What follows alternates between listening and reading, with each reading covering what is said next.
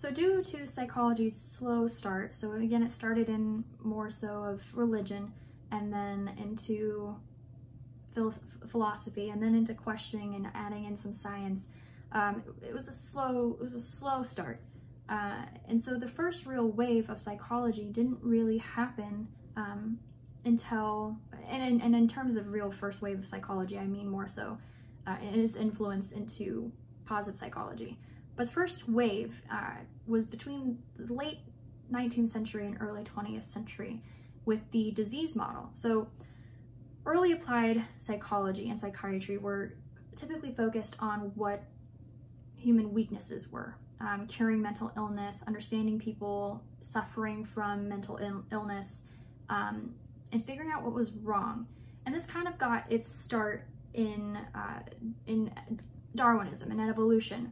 It was realizing that species, and this was Darwinism, that species evolved and that certain traits were selected throughout time to help encourage the survival of the species. And so Darwinism and a bunch of other psychologists after him believed, oh, well, humans are no different.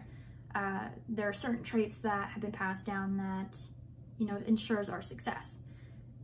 However, there's also genetic traits that aren't so favorable, and one of them was intelligence. So people could see that some people were more intelligent or better off or successful, and some were not. And so they began questioning why. What led to this person being successful and intelligent and this person being not successful and not comparably intelligent?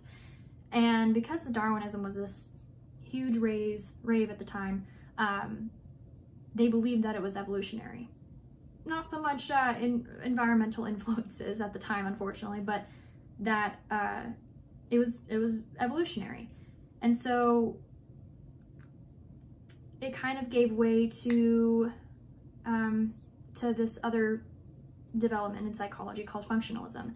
And functionalism itself wasn't necessarily a bad thing, wasn't a negative thing, as functionalists were interested in studying human behavior and mental processes in terms of how they serve to adapt the individual to an ever-changing environment. So that's not bad.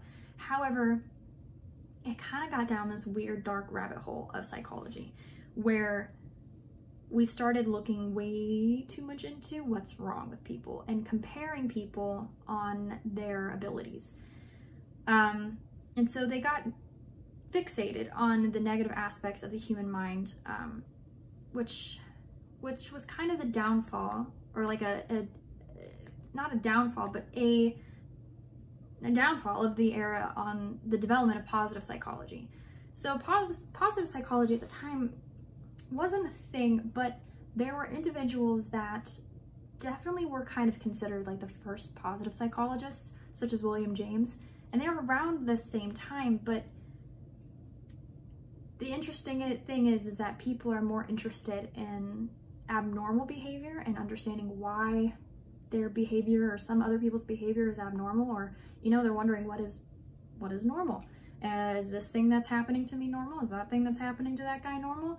And trying to understand the negative psychology more than positive psychology. And so psychologists became victimologists, and I can't say it, but they forgot that people make choices and have responsibility.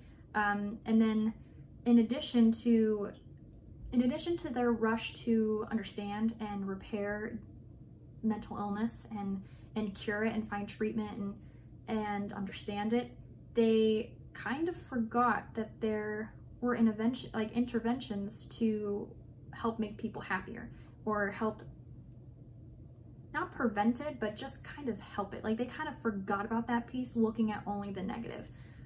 But there was an individual, his name is William James.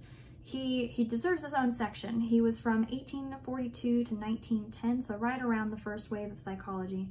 And he believed in free will and habits and theory of emotion are all fundamental to the field. I mean, they're all fundamental to the field of psychology, or positive psychology.